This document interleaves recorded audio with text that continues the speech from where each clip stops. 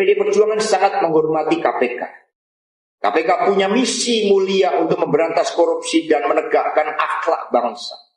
KPK didirikan oleh Presiden Megawati Soekarno Putri bukan untuk dengan wajah yang seperti saat ini. KPK seharusnya fokus untuk menangani kasus-kasus korupsi besar seperti illegal logging, kemudian tambang-tambang ilegal, judi online, narkoba, dan lain-lain yang diduga banyak melibatkan aparatur negara. PDI Perjuangan dan seluruh rakyat Indonesia akan memberikan dukungan penuh terhadap KPK jika benar-benar memberantas korupsi pada kasus-kasus yang merugikan keuangan negara. Saya bukanlah pejabat negara. Tidak ada kerugian negara terhadap kasus yang ditujukan kepada saya. Namun mengapa tidak hanya ditarget, kemudian proses-proses sampai melanggar HAM pun dilakukan oleh saudara Rosa Purba Bekti yang menggunakan KPK bagi kepentingan sempit. Karena itulah pada kesempatan ini saya bertanya, siapa yang berada di belakang penyidik saudara Rosa tersebut? Pada hari Rabu tanggal 19 Februari 2025 besok, tim hukum PDI Perjuangan akan mengadukan saudara Rosa Purba Bekti ke Dewan Pengawas KPK atas tindakan pelanggaran etik dan kesewenang-wenangan yang telah dilakukan. Sikap kami ini bukanlah untuk melawan KPK. Sikap kami ini justru menjaga marwah KPK agar kembali pada misi utamanya. Bismillahirrahmanirrahim. Jumpa lagi dengan Media Demokrasi. Pemirsa, 3 hari ini demo di mana-mana. Banyak sekali tuntutan-tuntutan yang dibawa oleh mahasiswa ini ya. Tentu yang saya herankan adalah salah satu dari tuntutan mereka yang terakhir ini sangat mengganjal sekali pemirsa. Kenapa saya bilang sangat mengganjal? Karena tuntutan yang terakhir adalah adili Jokowi. Sebagai informasi bahwa hari ini reshuffle kabinet pertama yang dilakukan oleh Prabowo Subianto, di mana Menteri Pendidikan dan Riset telah di-reshuffle dan diganti. Begitu ya. Entah mungkin di 100 hari kerja ini kinerja dari menteri tersebut kurang memuaskan terhadap Presiden Prabowo Subianto. Itu sebagai informasi tambahan. Nah, terus kemudian yang tidak kalah penting adalah informasi terkait Sekretaris Jenderal Partai Demokrasi Indonesia Perjuangan, yaitu PDIP, di mana pada hari Senin kemarin beliau tidak hadir dalam kasus beliau dan pemanggilan sebagai tersangka di KPK. Nah, tentu ini akan menjadi masalah baru untuk Pak Hasto itu sendiri. Di peradilan kemarin Pak Hasto juga ditolak oleh hakim ya tentunya. Nah, pemirsa, terkait adili Jokowi, mahasiswa ini entah ditunggangi oleh siapa, terus kepentingannya apa. Tapi kalau memang betul adanya yang poin nomor 5 tuntutannya adalah adili Jokowi, ini bukan atas landasan kepentingan rakyat. Karena bagi rakyat ya, bagi saya sebagai rakyat, Jokowi hari ini sudah tidak menjabat dan tidak merugikan rakyat. Apa yang perlu diadili oleh Pak Jokowi? Kalau kemudian di masa kepemerintahan Pak Jokowi itu merugikan salah satu pihak mungkin, ya itu adalah masalah antara Pak Jokowi dengan pihak tersebut, bukan dengan rakyat.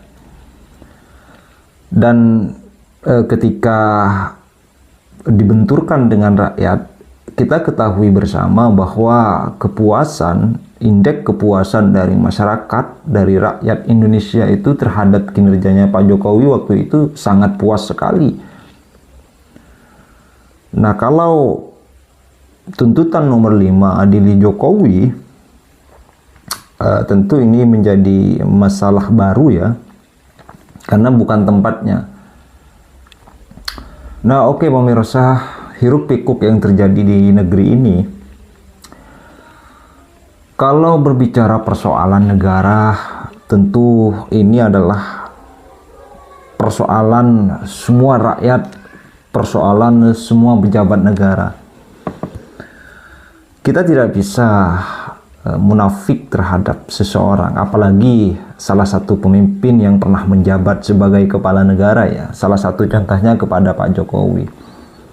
Hari ini gerakan sosial media sangat masif sekali, sehingga apa yang terjadi cepat diterima oleh masyarakat. Karena ini adalah dampak era globalisasi yang memang saat ini terjadi di mana-mana. Kemudian bicara soal persoalan Jokowi, salahnya, dosanya Pak Jokowi. Apa sih kira-kira yang membuat para pembenci ini sangat tidak suka sekali dengan Joko Widodo? Kenapa para pembenci ini kok tidak mau mengakui pembangunan-pembangunan yang ada di Republik ini? Salah satu contoh misalkan ya, hal yang paling kecil adalah pembangunan infrastruktur. Saya meyakini bahwa orang yang mengkritik adili Jokowi ini adalah salah satu penikmat dari program Jokowi, yaitu infrastruktur jalan tol misal. Banyak sekali termasuk Rocky Gerung dan pejabat-pejabat yang lain. Kalau memang tidak suka dengan pembangunan-pembangunan ini, ya nggak usah lewat jalan tol. Kemudian juga pembangunan di era Pak Jokowi, pembangunan infrastruktur tran yang tidak hanya ada di Pulau Jawa. Salah satunya adalah Trans Sumatera atau Trans Papua. Harus diakui pula bahwa di era Jokowi yang hanya berani membangun jalan tol di Papua dan Sumatera. Tapi hal ini juga membuat mereka tutup mata, acuh tak acuh mau melihat apa yang sudah dilakukan oleh Pak Jokowi. Saya juga sempat bingung apa yang ada di benak mereka, termasuk mungkin terakhir adalah Amin Rais. Apa yang tidak disenangi dengan Pak Jokowi begitu. Oke lah, hutang negara bertambah.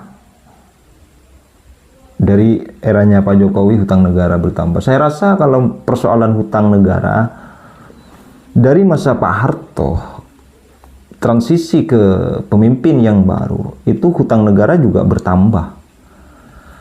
Termasuk ke Abdurrahman Wahid, Gus Dur juga hutang negara bertambah. Lengser Gus Dur diganti Megawati, hutang negara juga bertambah.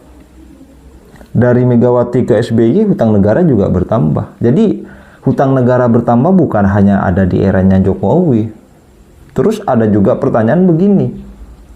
Oke lah, sebelum Jokowi hutang bertambah tapi tidak sebanyak Pak Jokowi.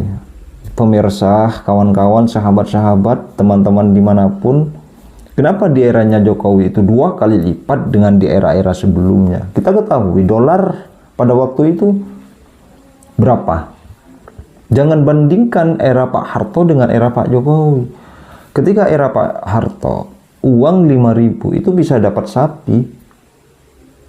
Tapi kalau di era Jokowi, uang 5.000 dapat apa? Itu adalah perubahan nilai uang atau yang terjadi dengan inflasi. Di mana pertukaran itu memang semakin tinggi ataupun semakin rendah. Terus kemudian nanti misalkan di era Prabowo dengan era Jokowi juga harus berbeda.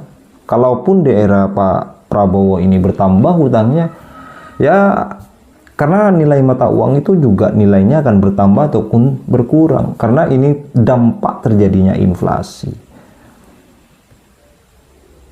Begitu. Karena perbedaan harga di eranya Jokowi dengan era Prabowo nantinya itu juga akan berbeda. Kenapa pemerintah harus menaikkan harga misalkan? Itu karena sudah tuntutan dari dunia. Harga minyak di luar negeri sudah sangat mahal sekali.